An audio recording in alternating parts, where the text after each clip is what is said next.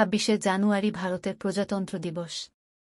ভারতের সংবিধান 1949 সালের 26শে নভেম্বর গণপরিষদ দ্বারা গৃহীত হয় এবং 26শে জানুয়ারি 1950 সালে কার্যকর হয়। মূল সংবিধানটি PBN রায়জাদা কর্তৃক ইংরেজি ও হিন্দিতে হাতে লেখা। মোট শব্দ 1,17,369টি। শান্তিনিকেতনের শিল্পী নন্দলাল বোস এবং রাম মনোহর সিনহা প্রতিটি পাতা সাজিয়েছেন। সংবিধানের খসড়া তৈরিতে মোট সময় অতিবাহিত হয়েছে 2 বছর 11 মাস 18 দিন। সংবিধান হল দেশের সর্বোচ্চ আইন যা তার নাগরিকের মৌলিক অধিকার ও কর্তব্য, সরকারের বিভিন্ন অঙ্গের ক্ষমতা এবং কেন্দ্ররাজ্য সম্পর্কে বিবরণ বর্ণনা করে। ভারতীয় সংবিধান বিশ্বের একটি দীর্ঘতম সংবিধান। মূল সংবিধানের অনুচ্ছেদ ছিল 395টি, অংশ 22 এবং তফসিল 8টি। সময় সময় পরিস্থিতি বিবেচনা করে নিয়ম অনুযায়ী সংবিধান সংশোধন ও পরিবর্তন করা হয়, যার কারণে অনুচ্ছেদ, অংশ ও ধারায় পরিবর্তন আসে।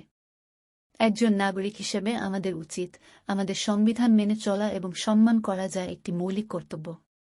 স্বল্প সময়ে বিশাল সংবিধান আলোচনা ও অনুধাবন করা সম্ভব নয়, কিন্তু আমাদের সংবিধানের একটি ভালো প্রস্তাবনা রয়েছে।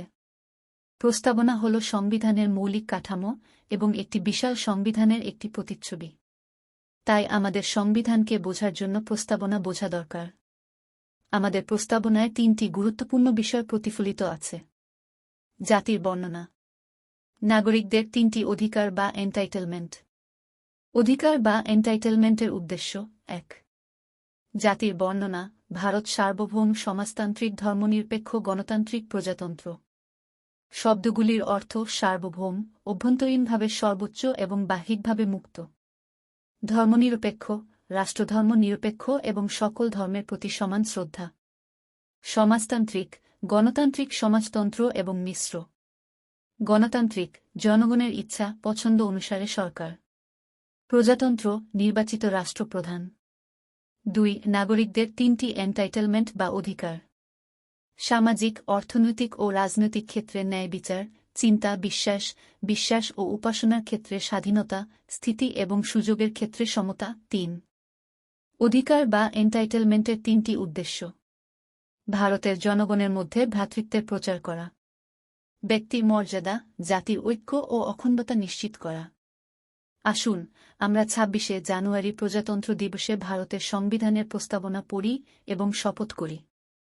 আমরা ভারতের জনগণ ভারতকে একটি সার্বভৌম সমাজতান্ত্রিক ধর্মনিরপেক্ষ গণতান্ত্রিক সাধারণতন্ত্র রূপে গড়িয়া তুলিতে এবং উহার সকল নাগরিক যাতে সামাজিক, অর্থনৈতিক এবং রাজনীতিক ন্যায় বিচার, চিন্তার, অভিব্যক্তির, বিশ্বাসের, ধর্মের ও উপাসনার স্বাধীনতা, প্রতিষ্ঠা ও সুযোগের সমতা নিশ্চিতভাবে লাভ করেন এবং তাহাদের সকলের মধ্যে ব্যক্তিমর্যাদা ও জাতীয় ঐক্য ও সংহতির আশ্বাসক ভ্রাতৃভাব বর্ধিত হয়, তজ্জন্য সত্যনিষ্ঠার সহিত সংকল্প করিয়া আমাদের সংবিধান সভায় অদ্য 1949 সালের 26শে নভেম্বর তারিখে এতদ্বারা এই সংবিধান গ্রহণ করিতেছি, বিধিবদ্ধ করিতেছি এবং আমাদিগকে অর্পণ করিতেছি। জয় হিন্দ, বন্দে মাতরম।